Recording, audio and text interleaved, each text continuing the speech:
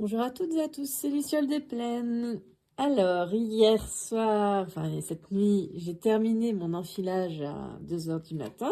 Et puis, c'était trop beau pour être vrai, parce que ça m'avait l'air parfait, mais non, ça ne l'était pas.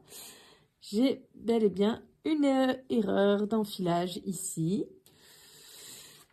Alors, là, ce que je vais vous montrer, en fait, c'est ce qui se passe avec mes fils. Donc, en fait, là, ce que j'ai fait, c'est que j'ai enfilé ce fil-là, qui est dans l'ordre après celui-ci, et je l'ai enfilé avant. Et donc, c'est pour ça que ça se croise et que ça se croise ici. Et que ça, c'est mortel. Ça, c'est le genre de truc, vous tissez 10 minutes avec ça, le fil, il va péter. Enfin, il y a l'un ou l'autre qui va péter.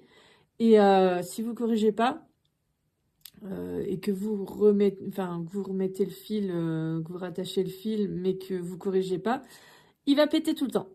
Donc, tout le long des 15 mètres, il va péter.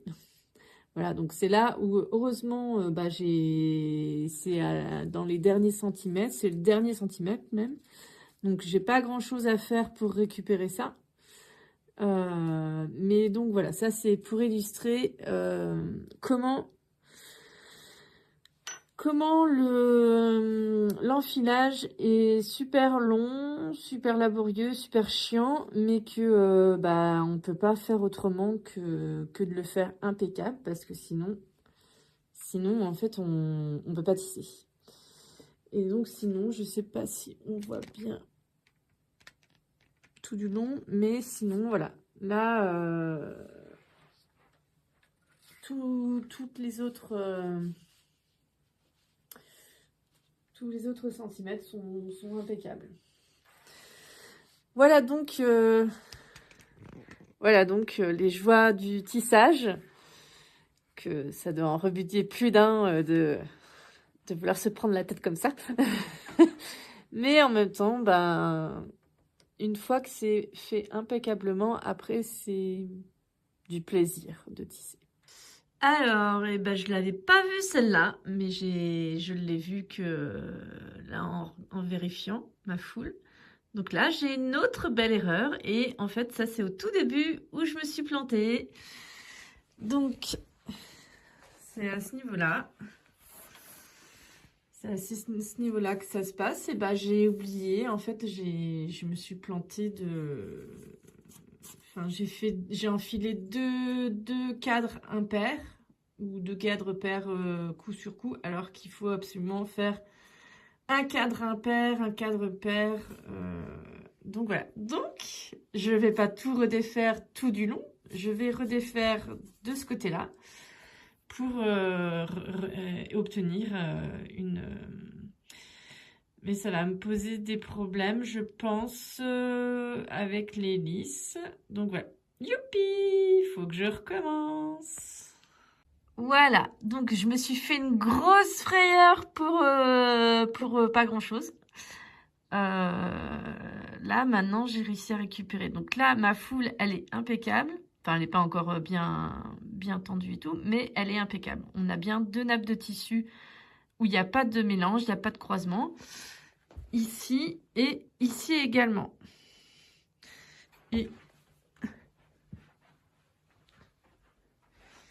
donc, je reviens de ce côté-là où c'était là où j'avais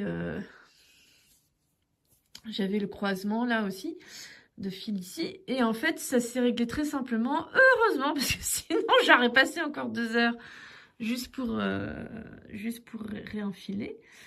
Et en fait, c'était pas les fils dont j'avais inversé l'ordre, c'était les lisses. J'avais enfilé un fil qui devait aller sur une lisse, sur un cadre impair.